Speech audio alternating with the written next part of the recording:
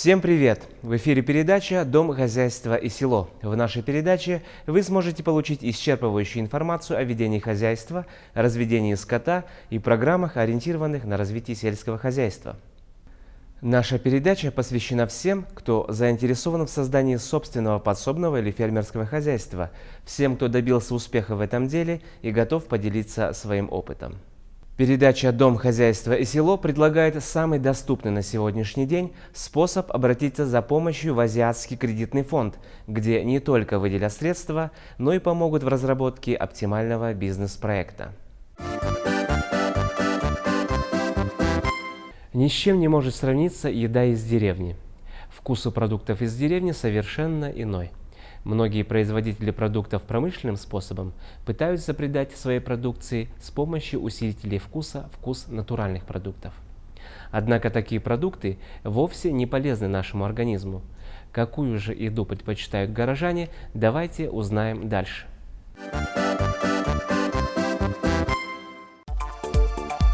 Как правило, люди начинают задумываться о своем образе жизни вследствие тяжелой болезни или духовного кризиса.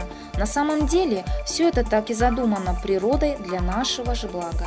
Ведь болезни, неврозы, депрессии, проблемы с лишним весом показывают человеку, что он живет не в соответствии с духовными и физическими законами Вселенной. Природа-мать таким образом настойчиво взывает к неразумным своим детям. Нужно что-то поменять в себе, в своем образе жизни, мышлении. Поэтому, если человек хочет исцелиться физически и духовно, он должен обратиться к природе, научиться жить в гармонии с ней. Не зря в народе говорится, что природа – это лучший лекарь. Однако легче предотвратить болезнь, чем вылечить ее, поэтому нужно стремиться к тому, чтобы гармония тела и духа стала образом жизни, и в этом образе жизни важное место занимает натуральное питание. Что означает понятие «натуральное питание»? Это довольно просто потому, что все продукты на вашем столе абсолютно натуральные. Свеженькое молочко и простокваша, фермерские сыры, плотный крупнозернистый свежий творожок, густая сметанка, парное мясо, домашние мясные продукты. Соленья – это грибы, квашеная капуста, помидорчики, хрустящие огурчики, собранные своими руками и приготовленные с любовью. Для жарки – домашнее топленое коровье масло и ароматное растительное, оно же для майонезов и салатных заправок.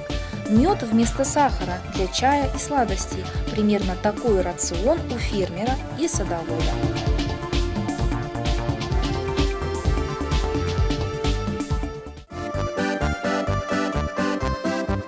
Мы привыкли к еде быстрого приготовления, которая сейчас в переизбытке в наших магазинах и на улице. Сейчас практически невозможно найти еду без химии. Такая еда здоровья нам не прибавляет. Хотелось бы узнать что-нибудь о здоровом питании и рационе сельских жителей. Какие продукты полезны, какие продукты входят в рацион. В общем, вот такие вот вопросы.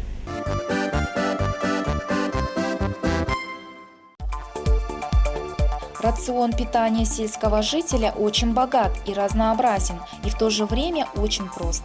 Попробуйте вкус настоящего мяса животных и птицы, выращенных на свежем чистом воздухе, без гормонов роста и антибиотиков. А какую капусту и огурчики умеют солить хозяюшки? Ни в одном супермаркете не встретишь такого вкуса и аромата. И это понятно. Люди вкладывают душу в эти продукты, начиная с того момента, когда они еще росли на грядках. Конечно же, рацион городского жителя отличается от рациона сельского жителя. Да?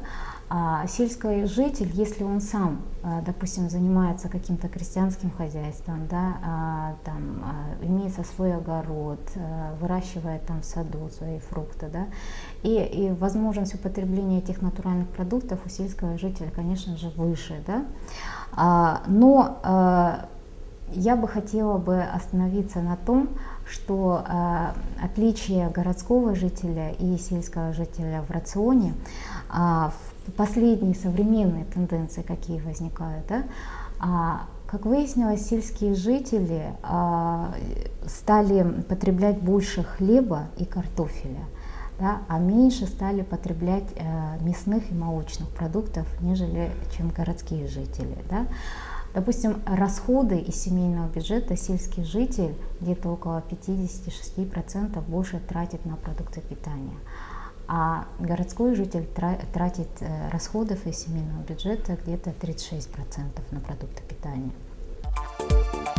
Всем известно, что свежие деревенские продукты обладают отличным вкусом, лучше усваиваются организмом. В них содержится наибольшее количество витаминов и биологически активных веществ. Отсутствуют консерванты, которые вредны для здоровья. Даже соление овощей на зиму обходится без добавлений химических веществ. Рациональное питание – это подразумевает, во-первых, разнообразное питание, во-вторых, своевременное поступление пищи, то есть это режим питания. Ну и третье – это что должно входить в состав рациона, чтобы пища была качественной, полноценной и в то же время безопасной. Овощи и грибы лучше всего солить и квасить в деревянных бочках. Перед закваской овощей бочки нужно замочить, чтобы древесина набухла и в бочках не было щелей. После замачивания тщательно промойте бочки и обработайте раствором каустической соды.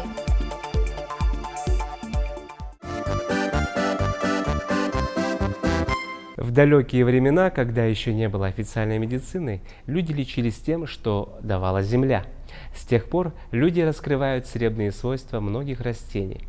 И сейчас многие сельские жители с успехом используют зеленую аптеку. Лекарственные растения привлекают людей своим мягким, но эффективным действием на организм. Квашеная капуста – это национальное блюдо многих стран, в том числе Германии, Польши, Чехии, Украины и России. Продукт питания, получаемый из капусты при ее молочно-кислом брожении. Квашеная капуста широко используется в салатах и гарнирах, полезна для здоровья, способствует нормализации микрофлоры кишечника и, следовательно, правильному пищеварению. А что касается обеспечения организма полезными веществами, это и белки, жиры, углеводы, витамины, да, минеральные вещества, то, соответственно, все перечисленные продукты, они должны присутствовать в рационе человека. Да? То есть белок присутствует в мясе, да, в молоке, в растениях присутствует. И очень для чего он нам важен? По составу аминокислот. Да? Существуют такие аминокислоты, 8 аминокислот, которые не синтезируются в нашем организме, и, соответственно, они должны поступить извне, с пищей. Их еще называют незаменимые аминокислоты. Да? И вот очень важно, чтобы эти продукты присутствовали в рационе. Почему важно есть растительные, да, жиры и добавлять их в готовые блюда? Потому что растительные жиры являются источниками полиненасыщенных жирных кислот. Да? Наверное, часто слышали омега-3, омега-6, омега-9 жирные кислоты, так называемые хорошие жирные кислоты, да? Которые будут помогать нашему организму бороться с излишком холестерина, да? Будут препятствовать возникновению атеросклероза. Надо стараться к потреблению натуральных продуктов. Ну, есть так называемое функциональное питание, то есть это использование продуктов в зависимости от состояния организма, то есть по очередности приема. Ну, как вот у нас в общепитии, и сейчас большинство людей прежде всего хотят, чтобы на столе салат был. Если это обед, первый. Ну, если не обед, то второй обязательно, и третий. Так вот, само вот такое разнообразие блюд, оно как раз позволяет получить необходимый компонент. Еще одним важным элементом здорового питания является молоко. Это бесценный продукт питания. 2 стакана выпитого парного молока в день обеспечит ваш организм необходимыми витаминами и микроэлементами. Молочные продукты домашнего производства обладают великолепным вкусом. Ни в одном супермаркете вы не найдете такого вкусного масла или нежнейшего творога. Такими продуктами вы сможете спокойно кормить маленьких детей и даже кормящих мам.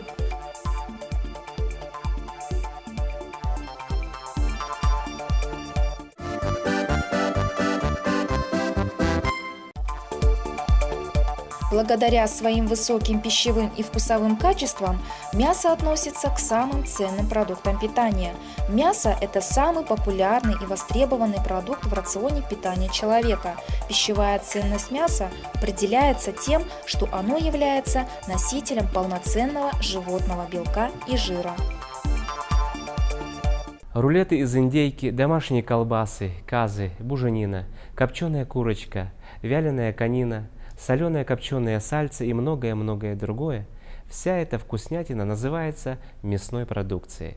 Вне всякой конкуренции главное место в рационе нашего питания занимает мясо, если, конечно, вы не вегетарианец.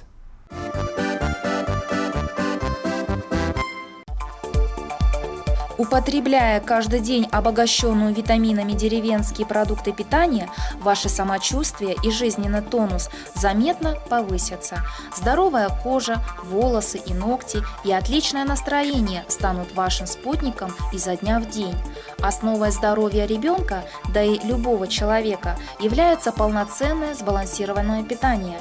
Для нормального физического и умственного развития, хорошей работоспособности и большой продолжительности жизни необходима простая натуральная еда, различные сорта мяса и рыбы, яйца, молоко и молочные продукты, каши из цельных круп, хлеб, бобовые макаронные изделия, свежие овощи и фрукты, орехи, растительные масла, сливочное масло, мед, сахар и соль.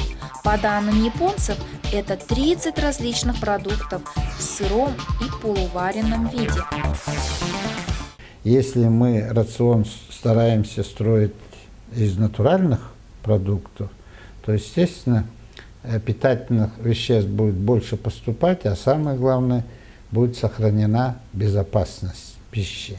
Конечно же, предпочтительнее, чтобы в рационе питания были натуральные продукты, да, то есть это натуральное коровье молоко, да, которое имеет в своем составе почти там весь ряд полезных веществ, да, по белкам, жирам, углеводам, да.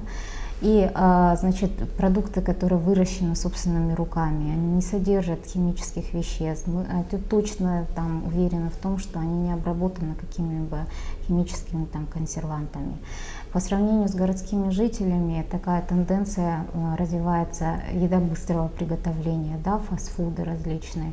Ну, это образ жизни, который, видимо, диктует, да, такие условия питания. Естественно, предпочтительнее, чтобы это было продукты, органические продукты. И люди, употребляющие в своем рационе больше органических продуктов, натуральных продуктов, отмечаются больше, скажем, такой жизненной энергии, да, больше повышается трудоспособность, улучшается качество жизни. Наши деды и прадеды ели простую пищу и не знали многих сегодняшних болезней. В натуральных продуктах есть огромная сила, которой подчас не хватает жителю современного мегаполиса. В напряженном ритме современной жизни не остается времени на отдых, а отдых человеку необходим так же, как и воздух. Фермерство и садоводство – это не только физический труд, но и умиротворяющий отдых на свежем воздухе.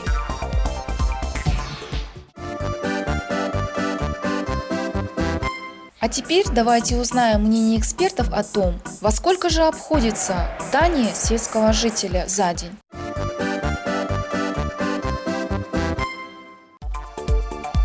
Давайте же узнаем, во сколько нам обойдется натуральная живая еда.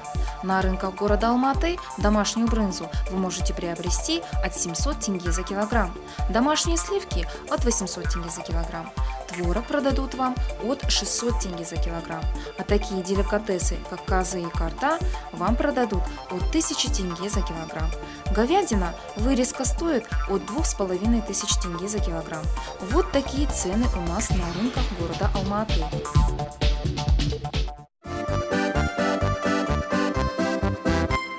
А другие продукты животноводства, особенно и молоко, разные масла, сметана, сыр, всегда полезны для человека, для семьи, для детей.